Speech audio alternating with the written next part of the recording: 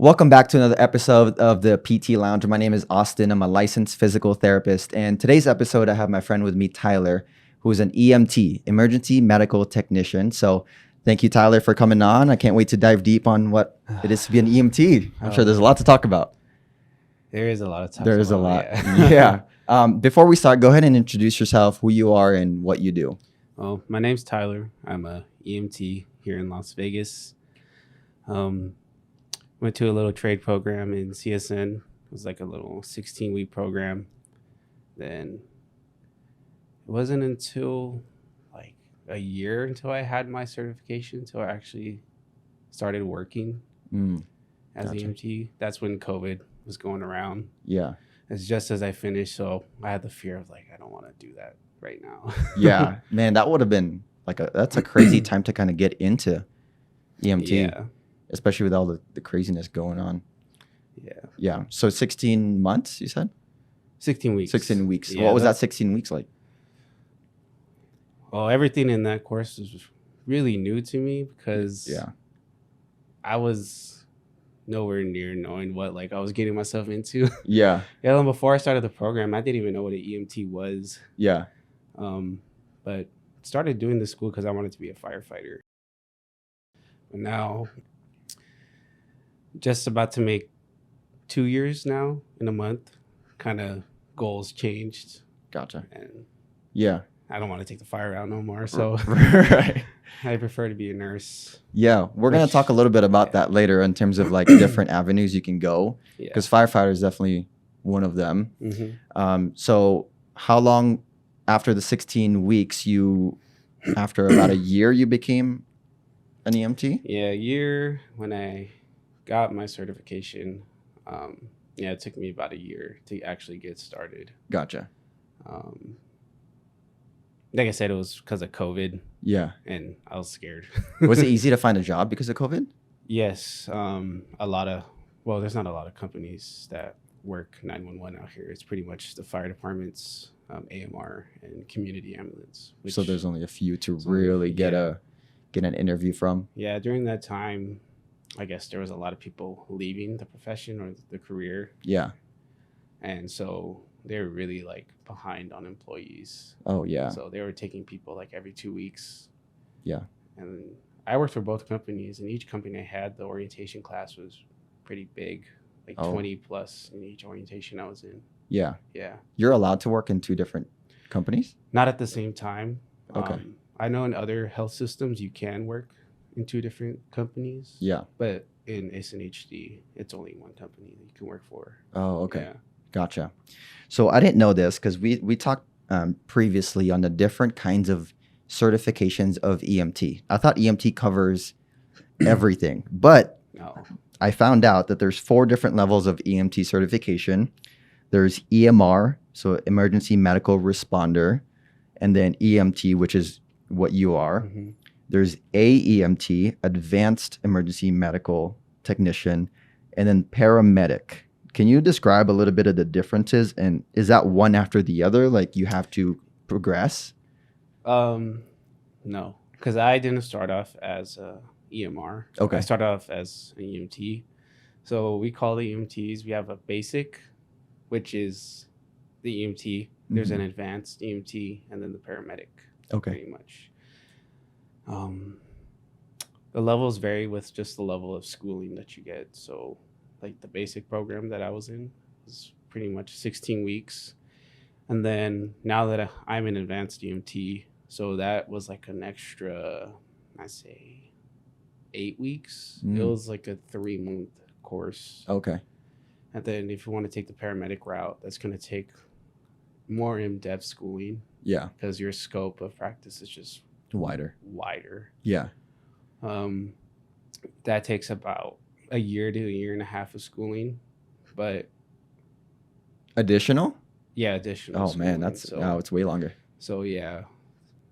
But when I was going into A school, that's what we call it. Advanced. Yeah. Okay. It was pretty much like a preview of basic school, just adding on to a wider scope or Gotcha. more what you can do in Okay. the back of an ambulance. So what can you do as an EMT versus just a EMT? So as AMT, you can do IVs. As a basic, you can't do IVs. Okay. And the level of calls that you get, depending on like the severity, basics, most of what they can do is do an assessment and vitals Okay. for an A or a paramedic. Mm. So advanced EMTs, you can give more meds, you can do IVs, you have more interventions that you can do in the back. Okay. So as an EMT, you're always with an EMT or a paramedic when you're in the ambulance? So there's different units. So there's a BLS unit, there's an ILS unit, and there's an ALS unit. So pretty much BLS units, you have two EMTs, two basic EMTs. Okay. Pretty much means basic life support. Yeah. You have ILS units, which is initially just an A and a basic. So that would be stands for intermediate life support. Okay. And then you have ALS units, which is advanced life support. So you're gonna have a paramedic, an advanced EMT, or a basic. So Okay. but it's just pretty much the level of care that's on the truck that determines a ILS, BLS, or ALS. Okay. Yeah. So when there's a call coming in, the truck is already, or the ambulance is already hand-picked because they're either the BLS or a different one? Pretty much. It's all determined of the complaint that the caller gives to dispatch. Yeah. And there's times where people complain or make a complaint where it's very not specific. Yeah. So it'd be like, oh, just toe pain. Yeah. And it's a whole different thing. Like you'll send a BLS or an ILS unit now where it really should be, you need a paramedic on this call because there's more to it than just toe pain. Yeah. And that you figure out with a good assessment and a thorough assessment. And just ruling things out. But I've had a lot of times where I've gotten calls where I'm like, I think I need a paramedic. Yeah. But you know, just kind of at that point you just stick to your training, rely on your training. Yeah. And because you have to know your scope really well. yeah, especially protocols, you know, they vary in different systems. So knowing your protocols is pretty important. Yeah. Is it pretty common then if a BLS ambulance comes in, so there's two EMTs, and are they more likely to put in another call for advance or paramedic to come? Because I'm assuming a lot of calls are pretty intense, or a lot of them pretty basic. A lot of them are pretty basic. Okay. When it comes to certain complaints, like you have someone short of breath, someone having chest pain, abdominal pain, you initially want a higher level. Gotcha. Coming to you. Because it could be a whole multitude of things. Yeah. Then going back to that other question, comparing the levels with paramedics, you know, they can do a whole 12 lead, interpret that, and just tell you what's going on with the heart. A's, they can't do that. Like on the spot that they would, like once you're in the ambulance? Once you're in ambulance, so we don't, because I work for both companies here. Okay. Because AMR, you don't have a heart monitor. Okay. Or just a monitor. It's pretty much all manual vital signs that you have to get. Okay. Well, now that I'm working with this new company, Community, ILS trucks, they have monitors on it. But the thing is, we cannot put 12 leads. You can only put, what's the other one, 6? Like we can't put. You can put any leads. All, yeah. So you have to check everything through manual. Yeah. Gotcha. Yeah. So paramedics have it kind of easier because then you can just put them on they and have then it, they have it in terms of easier that way. In terms of that way, but they have so much They have liability a lot more on them, so much weight on them, way more responsibilities yeah. than like the other two levels. For my physical therapy program, we did a little bit of EKG reading, and man, dude, I can never read those things. You can put something in front of me like a strip and I wouldn't even be able to tell. Only if it's bradycardic or Yeah. like I'm at tachycardic. I'm at the point where like I know what a normal EKG looks like. Yeah, I know. And if they show me something that doesn't look like what I know, I'm like, that doesn't look normal. Yeah, that's pretty much the only thing I can Yeah. really think about is like, okay, I know what a normal is, especially if it's a sinus rhythm. Mhm. Anything else, it's too much. So Yeah. I'm starting to learn more about EKGs. Yeah. One of my old partners gave me a book yeah, of EKGs, gave me 3 different books of EKGs. So dang. I've been trying to learn. Yeah. Yeah. So is there always 2 people in an ambulance and then Yes. one in the back? So there's always one driving. Okay. There's always one in the back, but depending on the level of call, the Gotcha. level of the call, it can alternate. Okay. So, like one day I can be driving all day. It'll be like a low gratuity call, and the next day I'll be taking every single call on the back. Yeah. Which can get tiring at times. Is there one position that's more important than the other? Like, is the driver more important than the one in the back and vice versa? Yeah. Yeah. Mm-hmm. Which one is more? For me, in my opinion, it's the driver, because they can change the whole. Yeah. Anything can happen with who's in the front of the wheel while Yeah. you're in the back, because in the ambulance it's pretty sensitive back there, so you feel everything. Oh, As far as, okay. like if they make a sharp enough turn, they're hitting bumps, like it feels like an earthquake is happening back there. Yeah. What's your biggest pet peeve as the driver? When I'm sure there's quite a Yeah. bit. there's been times where my biggest pet peeve is when they don't tell me they're gonna brake hard. Mm. And I've had times where I've flown out of my seat and ended up Really? like from one end to the other end of the ambulance. There's been times where I face planted the back of or the front of the monitor, Yeah. and I was like, "Dude, you got to call these out." And he's like, "I'm sorry." Yeah. Well, can't you expect it though, because you're kind of coming up real close? Or is it pretty typical? Like, hey, it's coming up. I'm gonna brake hard. Yeah, it's pretty typical. You have to call it out. Or if like they don't call out the bumps, Mhm. and like I'm flying in the air in the back. Yeah. Sometimes. Is there an open window from the front to the back? Yeah. So the back people hear There's you. either an open window or there's just a whole. Sorry. Yeah. There's a whole like gap. Yeah. Like no door, no window, just a whole gap, so you pretty much can see the whole front. And like me, because I'm small, I could fit through it. Yeah. Through the passenger seat. Oh, really? Yeah. Yeah. What is the most common courtesy, or kind of what's the law when, let's say, I'm just driving in the street and I hear the ambulance in the back? What is a civilian supposed to do? So when we're trained in EVOC, which is the course that we take Mhm. before we can drive, Yeah. we're trained to always stay in the left lane. Okay. Like we can't, if we have to deviate from the left lane, and we'll get in between and out, but that's sometimes we have to do that. Sometimes when we do that, it does put us in a position to get hurt and potential like accident and stuff. Mhm.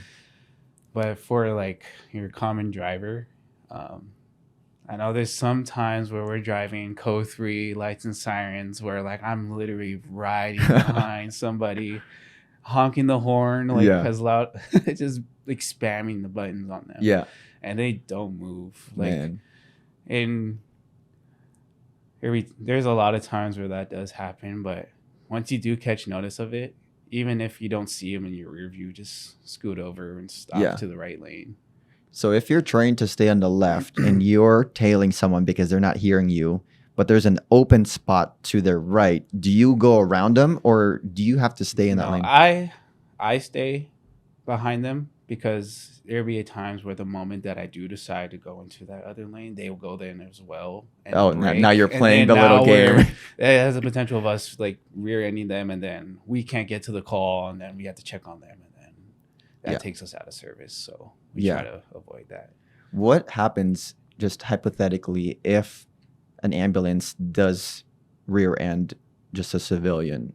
Is there protocol in terms of like an ambulance being able to say, hey, I'm responding to a call right now, like give me your information and then I have to go? Or what happens? So there's not necessarily a protocol for that, but there's like company policies. Yeah. And I think at every company, it's the same thing. Yeah. So if anything like that happens, I know some companies, they have cameras and they'll go off if there's a hard brake, if something were to hit your ambulance, if you're going a certain speed, that goes off. So the best thing, what we do is pretty much call it in, tell our dispatch first, like, hey, we're responding to this call, but we just rear-ended. Depending on, it doesn't matter on the damage, we have to call it in. Yeah. And then after that, they'll take us off, and then after that, we'd have to call the supervisors, get information, pictures, and all that. But Gotcha. and then it's up to the supervisors if they want to, like, hey, bring in the truck, let's go check on it. But no matter what happens, you have to call it in. What about you have somebody that's in the back that's maybe actively dying and you're on the way to the hospital and a civilian rear ends the ambulance? What happens then? These are all the things that come into my mind that I'm just so curious about. I've never been in that type of situation before, but do you just keep going to the hospital? Because I would go to the hospital and then report it later. Okay. But that might get me in trouble. But you said there's a camera that's only going to be in viewing only the front cabin. The front cabin. Yeah. Okay. So if someone were to rear end you like a civilian, it won't catch who it was. It won't catch who it was. I don't know how other companies do it around like the nation, but here, the company I've worked for, it just gets the recording of the driver or a passenger if there's there. It's like, okay, how did this happen? Where they pay attention when they're on their phone? That happens all the time. But yeah, that's pretty. Is there anything crazy that you've experienced, even maybe on the way to a call or after you've responded to a call on the way to the hospital, in terms of other people driving? Yes, there's been. This actually just happened like 2 weeks ago, where I'm literally driving, and we didn't even leave the parking lot yet, and I wasn't told until we got to the hospital, but my partner and even the patient, because you're facing like the back of the rig and there's a window, so you see everything, and I guess there was this truck that almost hit us. I just started driving. Oh man! And homeboy was just going. He was coming fast and didn't realize. Oh my goodness! But no, I haven't had too much incidents where like anything crazy has happened. In terms of other drivers around me. Yeah. It's just I've gotten flipped off by other drivers though while I'm driving. Man. I'm like why? Like why? Yeah. I'm here trying to save lives. What are you doing? Just driving. So you talked about EVOC. Is that the training to drive? Yeah, it's the driving course. That takes how long? A day. So you go through, I believe, 5 courses. Yeah. And it's pretty simple. They just want that course is just to get you used to driving like a rig of that size. Because you have the little Sprinter vans, and then we have, the big box trucks. Yeah. But each are very different. Yeah. But there's one course where you have to reach 45 miles an hour. And I don't know what the stopping distance is, but you hit one point, you hit like one marker, and the instructor will like start like brake. Yeah. And there'll be cones at the end. And if you hit those cones, you fail and have to try again. And there's courses where you have to wind through cones in driving forward and reversing. And reversing? I like that one a lot. Wow. Dang. And there's another course where you're pretty much hitting 35, and you're making just a sudden change in lanes, just like a reaction time. There'll be a left lane, right lane. You're going forward, and your instructor would go left, right, at like the very last minute. Yeah. And there's been times where I went the wrong way though. Yeah. Sorry. How many times can you fail? Do you just keep going until you pass? You probably don't want to fail too much. You don't want to fail too much because you're not going to make it through. Yeah. But surprisingly, I haven't failed in any of the courses. Oh, nice. Because I've taken it 3 times. Yeah. And I haven't failed in any of the courses once, which is surprising for me. But so are you by yourself and then the instructor's next to you and that's it? Yeah. Okay. Gotcha. So they'll just prompt you when to go, when to brake. Is there any other kind of scenarios where you're training and then maybe there's people in the back that's Oh no. No. Okay. They're not gonna risk that. Yeah. Yeah. Or I mean, not real life patients, but like, Oh. just I don't know, test dummies or Oh no. or other coworkers that they're just in the back. No. No. They just want to see if you can drive. Yeah. They don't want to see how you can handle the ambulance. Gotcha. Yeah. So what does a typical day look like for you from when you clock in into when you clock out? So clock in. So not everybody does this, but I built a habit of literally. So we clock in, we get our gear, we get our laptop, we get our radio, we get our keys, for the day. Mm-hmm. We get into our rig and pretty much check every cabinet, see if everything's there, write list down if nothing is there. And I just made it a really big habit of making sure we have everything we need before we head out, because we have supply technicians, so they're pretty much, when we bring a check in, they're responsible for supplying the truck with whatever has been used for that day. Yeah. But even with them, not everybody's perfect. They miss some things, and yeah, no, they might be having a good day, bad day. Right. Just like not want to deal with it. But initially, if we are missing something on the truck, it's on us. It's not going to be on them. So you can't put it on them. You can't, because you're the ones taking that truck out for the day. You should know if you have something or not. So you can't even call them out. No. Okay. There's people that do, but that's why you got to check too. Yeah, it's pretty much our responsibility, because we're the ones using them. We're the ones that need to use them. The supply techs, they're just there to fill it up, right, and then make sure it's ready. Yeah. But got to check all like the levels in the truck. We got to check our oxygen tanks, make sure they're full. If they're not, we got to change them out. Oil, that's a big thing, checking oil, because you don't want your rig like shutting down. Yeah, in the middle of a call. That's happened to me once. Really? Yeah. Man, it was not fun. While you had a patient? No. Okay. Luckily it wasn't, but we just like dropped off for driving to post, and just broke down on us. You just switched cars? Yeah. Okay. Pretty much check all our supplies, check if we have all of our IVs, all of our medications, which medications it should be a must. But there is a lot of crews, I'm not going to call them out, but there are a lot of crews that don't check that. Yeah. If you have everything, but it's just a good habit. Why not? Yeah, they just expect everything to be there. That's supplied by the supply technician? Yeah, they just expect everything to be there, and then when it's not there, they're surprised that it's not there. But, yeah. That's their fault. Yeah. Yeah. But I make it a habit to check, like bring every medication, as ampules, the vials, whatever the medications are in. I make sure if it's expired or not, because that's a big thing, because a medication is pretty much useless when it's expired. It's not going to do no good for your patient. Making sure your monitor works, making sure the battery's charged, making sure we test our vitals on each other before we head out to make sure it's reading correctly. Are they manual or are they? We have manual, and then we have just the regular monitor. Yeah. Okay. So from when you clock in to when everything is set in the ambulance, how long does that take? To when you're already driving off?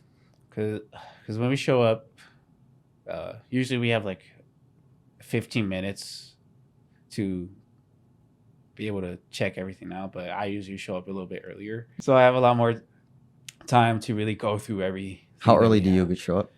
30 minutes? 15 minutes earlier than my shift start time. Yeah, which is good. Yeah, I also want to make sure your lights and your sirens are working. Yeah, and all that stuff. It's all important. Yeah, because it's all on you. At the end of the day, it is all on you. Something happens, and if you end up running out of supplies, if it's just a really busy day, then you can say, hey, we're out of this now. We have to come back to station and resupply, or there'll be a crew at the same hospital just getting off, and we'll just switch off with their stuff. Gotcha. Yeah. So the whole ambulance is now packed and ready to go. What does it look like when you're going off? Going off, so we check in with dispatch, let them know, hey, we're heading out. So depending on the call volume of that day, we'll get a call right as we go available, or we'll get sent to a post, which is pretty much where we chill out and wait until we get a call. Okay. Yeah. Gotcha. So you pretty much expect to get a call right when you become available. Yeah, you should. You should expect. Some people don't. Some people like, oh, it's a weekday. It should be slow, and then they get mad. You can never say it's slow. I know. Once you say it's slow, you get called up right away. Know. Yeah. What's the longest amount of time that you've gone without getting your first call, and you're just chilling at the post? Oh, a whole shift. No way. Yes. So you did nothing the whole shift? Did nothing the whole day. It was amazing. Yeah. Like, I just got paid. You just got paid sit. to sit here, sit in some nice cool AC, play video games on my phone. So that was 12 hours? 12 hours. Yeah. Man. It was bored though. Like, me and my partner were like, dude, what did we do? Like, yeah. Like, we even asked dispatch, like, hey, can you give us like the next call? But yeah, it's whoever's closest. Yeah. To where that person is calling from. Yeah. But so you can't leave post at all. What about maybe lunch break or getting food? Pretty much you have like a mile radius. Okay. So pretty much you're given a cross street and you have like a mile radius, like chill. Yeah. And some posts are better than others. There'll be posts where there's like a whole bunch of restaurants. Yeah. If it's a slow day, you just show up and like grab some food, go back to where you're chilling at. Yeah. There's be some posts where there's literally just nothing. Mm-hmm. Luckily, dispatch and the supervisor are pretty cool. We'll call them like, hey, we've been chilling here for a minute now. Like, is it cool if you go grab a bite to eat? Yeah. And most of the time they'll let us go and get something. If you get something to eat, does that mean that they won't give you a call until you come back? Oh, they'll give us a call. They'll give you a call. Yeah. So what if you're ordering, waiting for your food? You just can't dip. wait. You got to dip. You just dip. Just give it to the next person. It's all good. Yeah. Nice. Or Dang. sometimes, some people they'll recognize us because a lot of like crews will come in to a restaurant and just hold it if we come back to that post or not. Yeah. But yeah. Gotcha. We'll get calls regardless of what we're doing. Yeah. Like, we have to stop what we're doing. Yeah. And pretty much just go. Because you've got a life to save. Yeah. You got to go. So you've got a whole 12-hour or just a whole shift where you didn't respond to a call. What about the opposite? What about a really crazy shift where it's probably not back to back to back? Have you had a lot of those? Yeah. That's like that. The shift where pretty much I didn't do anything. That's rare. Yeah. That's rare. But now what is it? The company I work for now, we cover the strip. Yeah. So majority of the time we're on the strip. So it'll be some days where it's just as soon as you get back in the rig, it's a call. Yeah. And, even because after each call, we have a 30-minute grace period. Yeah. That's for us to like finish our charts, like clean up the back of the rig if it's messy, dress our gurney. Yeah. There'll be some times where it's literally the system is so loaded with calls that like even if we have like 20 minutes left, they'll be like, hey, can you guys go available? There's a call waiting. We need you have to take it. You have to. Yeah. You don't have. I'm not gonna say you don't have to, but you're gonna have to. Like, if they're asking you specifically, it's like, oh yeah, I can do that. But that call could take a long time. Mm-hmm. So you're pretty much working overtime. How often do you say you work way past your shift end? A lot. A lot. Pretty much 2 hours over where I'm supposed to be getting off of. So you're frequently working 14-hour shifts. Some days. Some days we'll get off on time, which is the best. Do you ever get sent home early? Yeah. If it's like the days, like literally we have people who are double posted, or triple posted, meaning we have more than one crew at the same post and we're just all chilling. Just go home. There is radio silence, that's real. Yeah. And we'll just be like, dude, this is scary. Yeah. We don't know when like calls are just about dropping in, but some days where it's really slow. The supervisor will call us and be like, hey, you guys want to EO, which pretty much means early out. Early out. Mm-hmm. Okay. I think the earliest I've gone off was like 4 hours early. Oh, that's how slow it was. Gotcha. Yeah. That's pretty. Yeah. That's really early. Really early. Which it felt weird. I was like, 4 hours early. I'm going home now. Like. Yeah. So let's go into some stories that you've responded to. I kind of want to go different routes. Can you talk a little bit about the most maybe satisfying or gratifying call you responded to? What's a call that just comes up into your mind where you left it and you're like, wow, I did a good job, or, you know, I saved that person's life? I have a couple of those. I've had a couple calls where I'm like, man, I should have done better, or I could have done better. Mm-hmm. Like, I think one of the most satisfying calls I've had was noticing a AAA and like span of. What is a AAA for anybody that doesn't know that? So a AAA is pretty much in. I always get the order of this mixed. I think it's abdominal aortic aneurysm or aortic abdominal aneurysm. Either. Yeah. It's in the same area. Yeah. But, which is crazy because literally the shift before that, I was talking to this medic and he's been sharing with me his experiences of AAAs because I asked. Because I asked him if, like, does that show up on the EKG, or like, what have you seen in people with like legit AAAs? That's like, because usually first you'll get a call, someone complaining of like back pain, abdominal pain, which could be a list. It's a lot of things. Yeah, you never know. Yeah, so he was pretty much telling me, like, with the AAAs that he's had. Usually when you have somebody with back pain, they'll be able to sit in a position, find a position, and just stay there, and it'll be comfortable for them. He said when he noticed what he's been noticing with people that he has had who had AAAs, they can't get comfortable, which I found interesting. I'm like, wonder why that is. Yeah. But that's one of the things he's noticed. Yeah.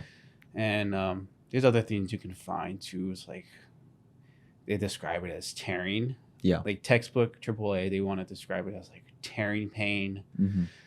And he was telling me that a lot of the times they don't describe their pain as tearing, which I'm like, okay. So I'm confused when he was bringing that down to me. Yeah. There's other things you can look for. You can check radial pulses. You know, one pulse will be stronger, the other one might be weaker. Okay. It'll just be unequal. You can check bilateral blood pressures. So one pressure on one arm will be way different from one on the other arm. Yeah. Or if you do like a very thorough assessment, you palpate the abdomen, and what you can find is pretty much you'll feel the mass in the abdomen, and anything abnormal in the abdomen you'll be able to feel. Yeah. So it's either be super hard or it'd be like a mass. But the difference is with the hardness in the mass is pretty much you'll feel that mass like literally you pulsing. Can tell. Like it's talking to you. It's like, oh snap. Yeah. Like, let's go. We got to do something. But it was crazy because I got that literally the day after we talked about it. So fresh on your mind. Fresh on my mind. Last call of the night too. Because I was thinking about it the whole day too, and then it just surprisingly I got that. So, and the lady was complaining of back pain, and she was feeling ill, like her legs, her arms were feeling numb. Yeah, which usually that indicates like the aneurysm is dissecting. Yeah, and it's been going on, I think the night prior. So I did my full assessment, made sure everything, checked everything that we talked about, and believe it or not, she couldn't find a position that was comfortable for her. Yeah, which I was like, oh snap! And go through the checklist from yesterday's conversation. Checklist, which took me about like a good 7 minutes to like find out what was really going on. Gotcha. Because usually on some calls you'll be able to like sit in the back for a little while and like then get going, but I've made it a habit just kind of just load and go with everybody. Like I don't want to sit and play. Yeah. And just find what I can find along the way. And I was doing a assessment on her abdomen, and I felt the pulse, and that thing was talking to me. Yeah. And I was like, it's AAA. And the worst part about that is that my partner was fresh off his internship. So Didn't know anything. Didn't know what was going on. Like, do you even know what a AAA is? He did it, which is the funny thing. I asked him, or I told him what it was, and he was like, "What is that?" I'm like, "Oh, let me school you just because I learned it one day ago about this, because I knew what it was, but like clinical findings of it, I didn't really." And that's gonna make a big difference as a as an EMT. It does. Because you can know a lot, but if you don't know how to put it in front of a if person, you can't apply it, like put some application into it, the knowledge you have is pretty much useless. Gotcha. So, but what's the first? When you got to figure it out. When I figured it out, I obviously told the hospital, "Hey, this is what I found. This is what I think it is." Especially with things like that, you want the team, whatever team that's going to come from the hospital to be ready, instead of you getting there and having the patient to wait 15 to like 20 minutes for the team to get ready. Yeah. Before we keep going, so you get to the hospital, who is that person that you're talking to relay this information? Do you know what kind of when I'm on the radio, or when I get there? When you got there and you're like, this is what I saw. Was it just a medical doctor? It's a doctor. Okay, the gotcha. ER doctor. You're like, "Hey, what's going on?" And then you give them a report. I don't know what I found. Give them vitals. Pretty much like, "Hey, this is what I think is going on. I'll let you find that out for yourself, because we can't diagnose in the field, but we can get a good understanding of what could be going on." So we brought her in. I think it took us like 10 minutes to get there, which is a blessing to work in this field in Las Vegas, because transport times are very like minimum. Yeah. Very short. What's the average length of time that someone will wait before an ambulance comes to them? Depending on the available units, it could be, say, right as soon as they call, they'll have someone coming in within like 10 minutes, depending on the severity, because not every call that you respond to is lights and sirens. A lot of the times, you get called, it's something minimal, and you're just cruising. Yeah. Cruising to the call. You want to get there, you want to be stern about that, but with those calls like that, it takes about like 20 minutes. So we have I don't know what to call it. We have a limit, pretty much a time limit, and when we can respond to calls. So pretty much if it's a call where you have to go lights and sirens, like a high priority call, you want to get there in 10 minutes. And if it's not that, you want to pretty much get there in less than 20. Okay. Yeah. Gotcha. Is a stroke a high priority? Yeah. Gotcha. That is high priority. And then once you get there, you're assessing them just to make sure, get them on the ambulance and go straight to the hospital. Yeah. As soon as you identify, like, "Hey, let's go." Gotcha. Let's go back hot. Yeah. Which means lights and sirens. Okay. Gotcha. And pretty much radio. Just go. Yeah. So going back to the AAA, how satisfying was it to actually put into practice what you learned literally just the day before? Dude, it was so satisfying, because not only did I get like the praise for it, but it's like I just helped somebody. Like I really just legitly like help somebody get help fast. Like that's pretty much you want to get them help as soon as you can, and the right help. And then the doc later on told me that she was having AAA. I was like, oh, cool. And now your partner that had no idea kind of what it was or what to look for, he might actually look at that night and be like, next time he experiences it, he's gonna know what to do. Oh yeah. So it's everybody's learning. Everybody's learning. You never stop learning on this job. Like even if you think you know something, you really don't. Like, you learn something new about it, which is very like humbling. Yeah. And it just makes you want to learn more. Yeah. Honestly, that's what I love about the medical field, or specifically physical therapy, is I went through 3 years of physical therapy school, and I was like, okay, I'm learning so much. I know it all. I mean, we don't know, but I graduate and I finally get my first job. And then like the first week, I was like, I really don't know anything. Yeah. Like I had to really ask my coworkers even how to do an intervention for a stroke. I'm just like, it's crazy because you think you know it, and then it's like you don't. And then you put a person in front of you, and it's even a completely different thing. When it's the real thing, it could be like, oh shoot, like what do I do? You can full on like panic. Yeah. Because someone can give you no information on how they're feeling, or someone can give too much, and then you're trying to figure out, okay, how do I intervene? Because like with most strokes, like some can talk to you, and then there's some that absolutely like they'll speak, but nothing makes sense, or it sounds like a whole bunch of gibberish. Yeah. The funny thing is, like, they know what you're saying, they know what's going on around them. They just don't have a good sense, or they don't have a good control of like their words, their body movements. Yeah. It's like it can be a whole bunch of weird stuff. The aphasia that comes after a stroke is pretty crazy, because sometimes they think they're saying a sentence that makes sense to them, but physically coming out of their mouth is not even anything related. Not even close. And then, because I see this all the time in the hospital, I'm responding to them and I'm trying to figure out what they're saying, and then they get upset at me because I'm not understanding. Yeah. So I'm just like, I'm sorry, I don't know what you're saying. And then they get even more mad. Too. Even with people not having strokes, I'm like, what are you trying to say? And then like you just you start getting mad. Gotcha. That happens a lot. So we went through a satisfying call. Let's go kind of the other way around. What's a call that sticks to you in terms of maybe it wasn't a call that you expected, or you wish you did better, or something like that? This one just recently. I want to be careful when I talk about this call. I don't want to violate any HIPAA things, but pretty much you'll get a call and be like someone's in serious pain.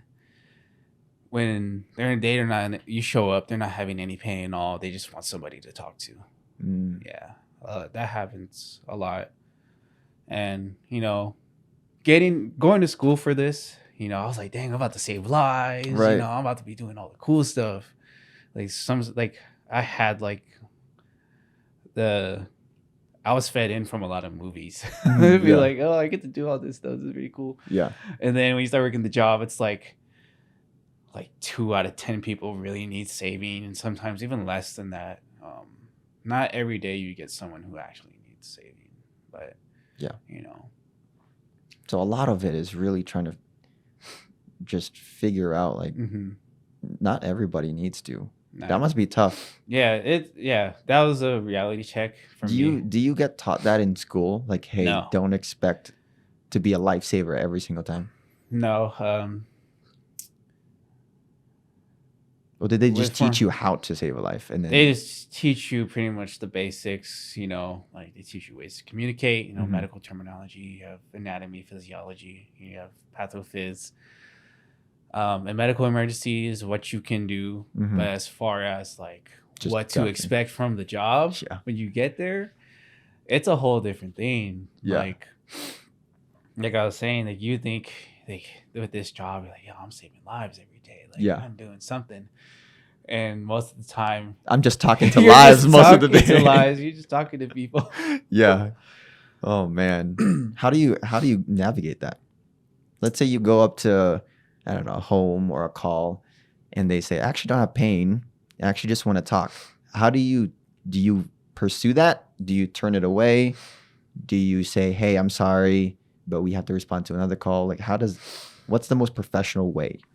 So in cases like that, we spend me and my partner will spend a lot of time on scene, trying to figure out what we can do for this patient. With calls like that, our goal is to pretty much leave them better than we found them. You don't want that with every patient, but I'll just talk to them, figure out what's going on. Like, if it's a lot of the times it will be like the geriatric population who's like, unfortunate circumstances. Their spouse is gone now, kids are all out of the house, and it's just them. And we'll just we'll do an assessment, we'll check vitals, and everything. But we're like, hey, what do you want to what's your plan of action with us being here? Because the most we can do in terms of that is take them to a hospital. Like, we can't take them to work at like a social worker. hooked up or getting them into like a senior living, like just being around community and stuff. But there's limited options that you can provide for them. Yeah. So like I'll just give some suggestions like, hey, like, you know, if you have a social worker you can call, like trying to set something up like that, and go ahead. If not, there's one at the hospital. We can transport you and then get you situated from there. And a lot of the times, like most times they'll just end it off like, I just really needed someone to talk to. And, you know, and then we'll just leave it as that. You know, like make sure, like we always suggest for people to go to the hospital. But yeah, it's like, it's not what you like really think it is sometimes on some calls. Yeah. Yeah. Have you ever had somebody suicidal? Oh yeah. How often does that come about? That's probably the majority of the calls that I get. Yeah. I mean, there's different levels to it. We do have a big homeless population here. Right. In Las Vegas. Yeah. So a lot of the times, they will complain that they are suicidal or having some type of suicidal ideations. And that's what I love about Vegas in this system. They don't play around with that. So with that, they'll, you know, cops always have to show up, just to make sure nothing happens.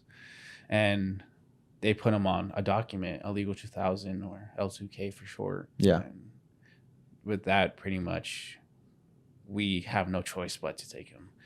We have no choice but to take any people dealing with suicidal ideations, because we don't want to leave them and say, no, we're fine and all that kind of stuff. And we leave them and they actually commit. So if they say no to you, what are you saying to them that you're like, I'm sorry, we have to take you? Is it kind of like that? Or if they're Pretty adamant much on saying no, that they're not going to go with you, do you let it go? No, I don't. You just keep pushing. I keep pushing. Because as soon as they say suicidal things, yeah, because it's your duty to take whether they're them. serious or not, it's Gotta call it in. You gotta call it in. Yeah. Do you wait for police to come before you proceed with anything? Yeah. Okay. Yeah, I do. And then police clears you to take them? Is that kind of pretty much like the police will show up because unless you're a social worker or a cop, I don't know who else can put them on a document, but you're pretty much covering yourself and the cops and who else is responsible or responding to that scene, just in case anything happens after that. But a lot of the times we do get homeless people who do complain of being suicidal. Yeah. When in reality, like, I'll ask them legit, like, hey, do you really feel like this? And they'll be like, no. They just want they just want to be indoors, have a comfortable bed, and get some food, which, like, I don't fault them for that. It's like, like, I'll take you to a hospital. We'll get you a nice bed. We'll get you something to eat. But like, I still have to tell the hospital that you're that this is what's going on. And now that you're on a legal document, I still have to tell them this. Yeah. Yeah. But yeah. And there is some times where there's people legit like trying. Like to actively trying to? Yeah. Have you walked in on one? I've picked up people who have taken a numerous amount of pills, try to drink themselves away. Yeah. Cutting themselves. That's just inflicting serious self-harm and like injury to themselves. I've showed up to a lot of those. Yeah. Which can be very kind of chaotic scene because they don't want us to be there. Yeah. They absolutely don't want us to be there. Like, they hate us when we show up. Right. And then, we kind of just, it's patient advocacy, main goal. So no matter what, we just try to prevent them from hurting themselves, like fix whatever they've done to themselves. And with pills, it's very scary because they can last until they get to the hospital, or they can just completely shut down. They just go. Yeah. Yeah. Segueing into that, you respond to a good amount of calls that it's pretty heavy on your mind and your heart. a lot of things that you probably wouldn't do yourself, or things that you're just questioning why someone would do this. Oh yeah. And it really affects your mental health. And how do you combat mental health as an EMT when a lot of times you may be seeing something that's pretty serious and pretty sad? Like sometimes it's not pretty much based off what you see initially, and then a lot of what comes into play is like the things that have get done to myself, because I've been in situations where my life has been in danger,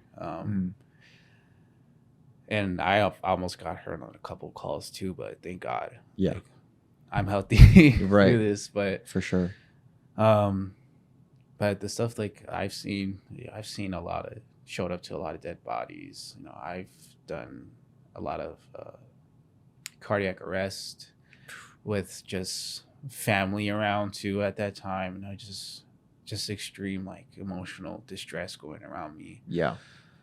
I've gone through times where patients have died. I've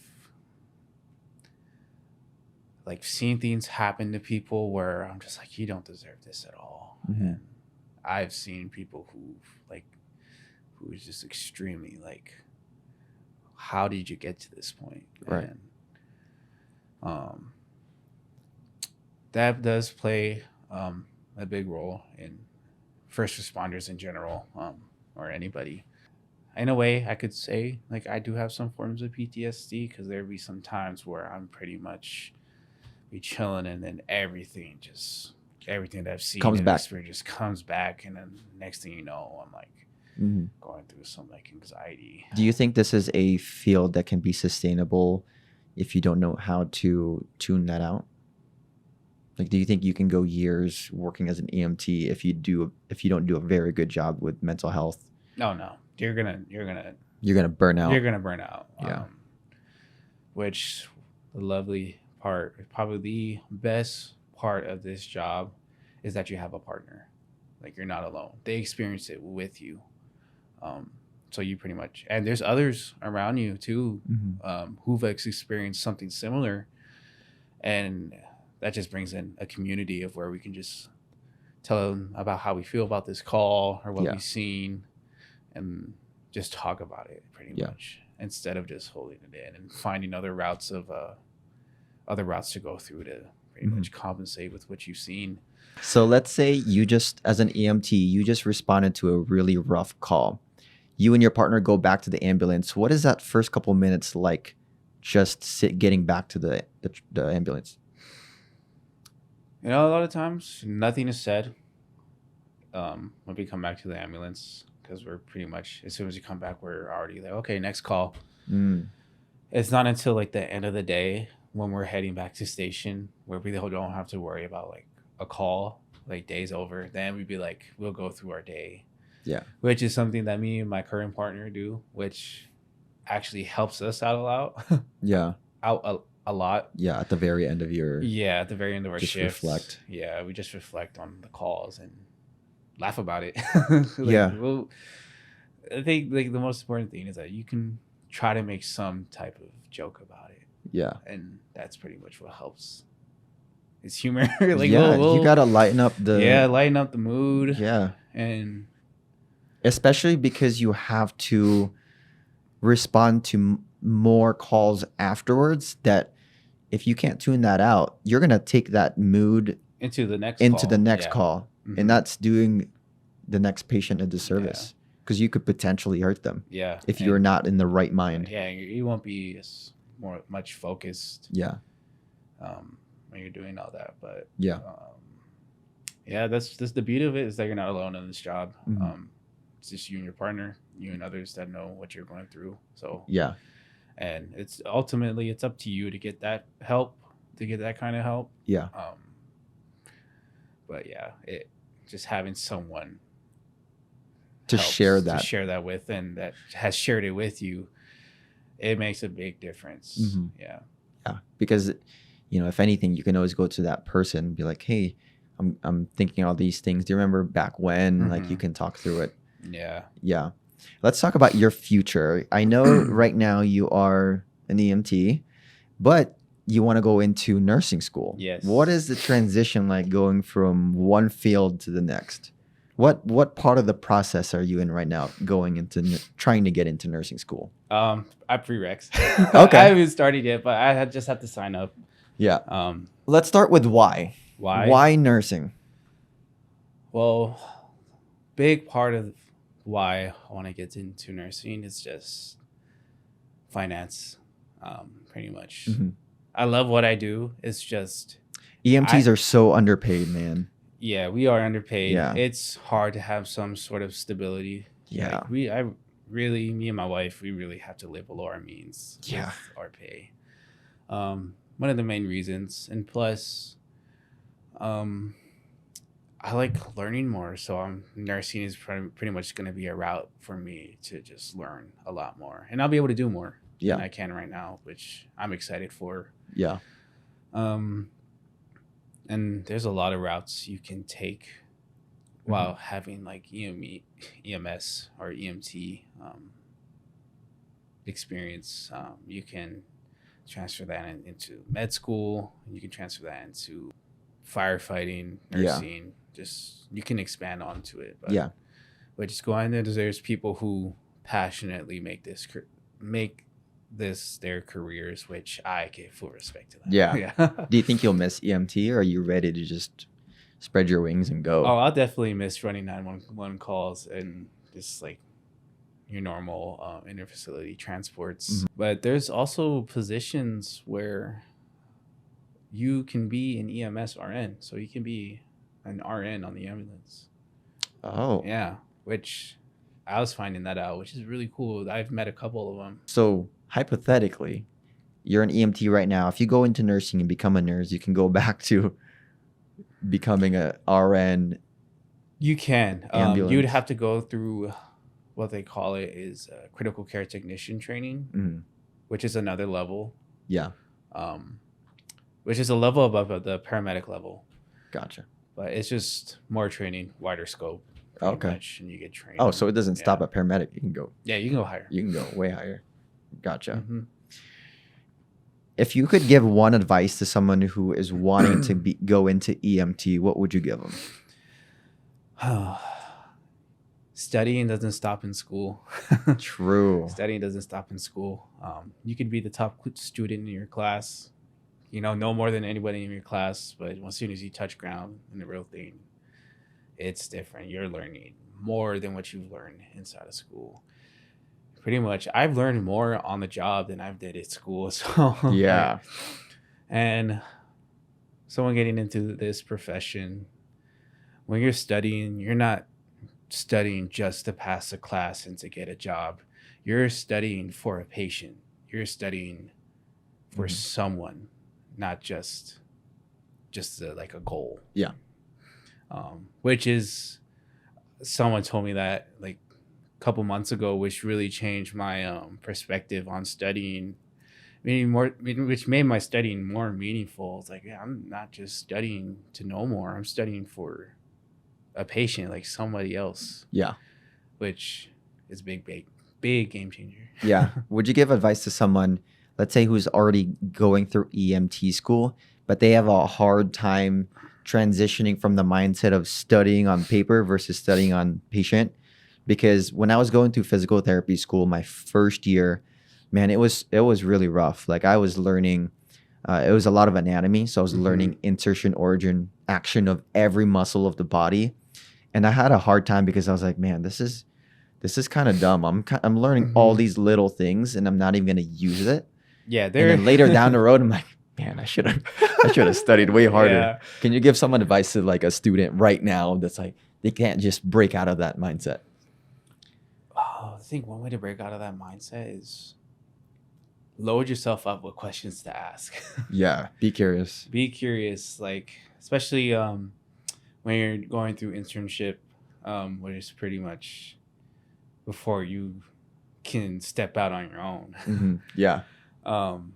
Learn as much as you can on the internship, because when you're let go by yourself, you're pretty much on your own. Like, And that's where it begins. That's where man. it really begins. It's like, Yeah. oh snap, I don't have anyone looking over my shoulder. Like I don't have anyone to like, hey, like yeah, like ask questions in the middle of a call.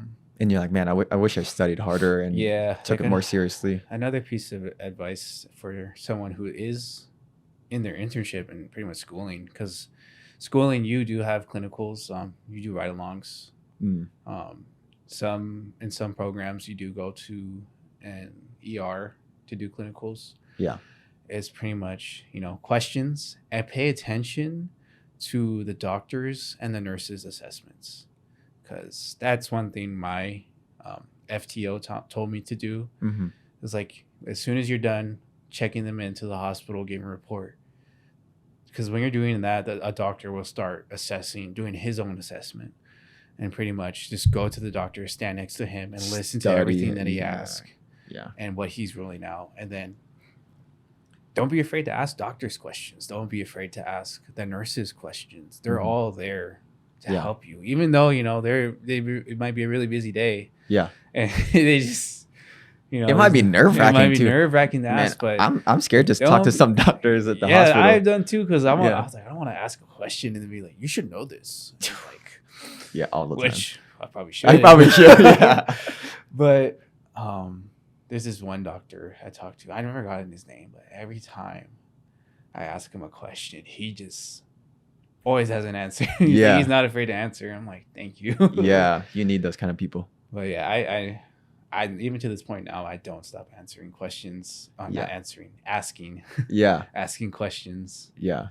Which is really nice. You're always going to be a student. Yeah, you're always a student. Yeah. you never stop being especially in healthcare. And healthcare. Yeah, because everything that you learn adds on top of each other. Because now if you become a nurse, you're going to know AAA's real good, because you not only do you know it, but you've already practiced it. So when that does come up, at bedside or something, you know exactly what to do. Yeah. And you wouldn't have learned that unless you were in that position. And with like knowing all this stuff too, and continuous studying, it doesn't make you just a better provider. It makes you a better partner in this job, because there's a level of trust that you can build with your partner and be like, I can't trust him with this patient, so I'll be in the back just to like save both of our butts. Yeah. No. It really does make you a better partner. Like the partner I have right now he's amazing. Like he does have a lower level than me, but this guy's like knowledge, he is so smart to the point where like he's teaching me. Yeah. Which is really good. But you got to be humble and be give me some way more than I do. Like, come on, give it to me. I need it. But it makes you a way better partner. Because there's been medics who don't have a whole lot of trust in their A's. So it could be their level call to take, but the medic will end up taking it, or me, I will end up taking a call over a basic level call. Yeah. Like, no, you're driving. Yeah. I'm taking this in the back. No harm done. Like, I'm not trying to do this to offend you, but I'm driving. Yeah. And then we can talk about it. Patient first. Yeah. No matter what. Yeah. If you have the skill to get someone the right care, take it. Yeah. Instead of giving it to somebody else. Because if something goes wrong. Even if they're at that level, they're. Yeah. Yeah. No. What in the hospital, when I have a tough patient, mostly a stroke, I know I don't have all the skills. And so I have plenty of coworkers that are well versed in stroke rehab. And I literally just sometimes I'll schedule them for my patient. Yeah. And it's, I have to humble myself because I'm like, oh yeah, even though this is my patient and I want full control. Oh yeah. I have to let them in the medical field, you can have a big ego. Yeah. You can have a really big ego. Like, no, this is going to be mine. Like, I know what I'm doing, and then be completely wrong. Yeah. Because you can prolong someone's stay or really their injury just by wasting time trying to figure it out, rather than just bringing someone who already knows how to figure it out. Yeah, and someone who necessarily knows more with what's going on. Yeah. And it also makes you a better partner, too, because you can catch something that your partner missed. Yeah. and like, hey, did you check this? And be like, oh, that's a good idea. I'll check that. Yeah. Or even personality too, because if you don't have the personality that someone's going to open up to you, and you know your partner is a little bit more kind-hearted or is more stern, then you can be like, hey, he's not budging. Come here. Yeah, I've had a lot of instances like that. Yeah. Where my partner had to step in, and then boom, that happens. Yeah. And it just builds, not only do you build trust with your partners, but you build trust with your patients too. Yeah. Like your patients need to trust you, because going on, like, yeah, you could be an EMT, but some patient can think you're a complete like idiot. Like, this guy's taking care of me, I don't want him. Like, stuff like that. No, for sure. Because when I first started in this career, I've had patients think like, do you know what you're doing? I'm like, yeah.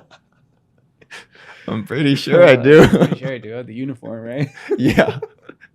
Well, Tyler, thanks for coming on to the podcast. It's been great just learning about EMT.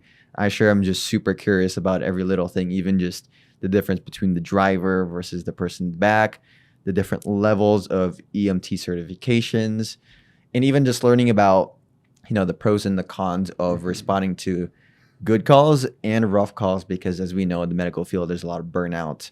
I hope you're not getting burnt out yet, but hopefully. I did experience some type of burnout. Man. I was working a ton of overtime for like just to get by financially, Yeah. And that in itself burnt me out, which is necessarily why I switched companies. Nothing wrong with the company. I just, wanted a better at-home life. For sure. Out of work. You got to take care of yourself and your family. And like another thing of advice I can give is don't take your calls home. Yeah. Don't take it home, because it could affect the whole household. It can affect everybody around you. I have this thing where I never walk into my house with my boots on. Even though it's disgusting, the stuff I step in, it's gross. But, so my thing, like, is a little symbolism to it. I take my boots off, which pretty much signifies I'm done with the day. Like, I'm no longer running calls. This stays here. This, what I've seen, stays here. When I come home, I'm not taking what I've seen with me, and like taking like with my moods and stuff. So I don't like affect everyone else around me. I think that's really good, because the more you take at home, the more it doesn't feel like home anymore. And that leads to burnout too. Like you're not mentally ready for the next day, and all sorts of stuff. It's hard for you to distinguish what's safe, which should be your home, versus your job, which has to be more tidied up and professional and all that stuff. Yeah, and there'll be some days where I come home and literally talk about everything that happens with my wife. It's for like, sure. If it's a good day, but you know, and the support I get from my wife is amazing. So I get to talk to her about anything. Yeah, you need that. You need that support right there. Yeah, baby. Shout out to the wife. Yeah. Well, man, I wish you nothing but the best. With EMT, going into nursing school, and whatever you have, coming up for you. I think you're a good person for the right job, and you have the right mindset and skills to just be a good EMT. I think you're doing a good job. It's an honor being on your podcast. Yeah, man. Until next time. It's a long time coming. Yeah, I know. We've been planning for this for a while. But good talking to you, man. You too.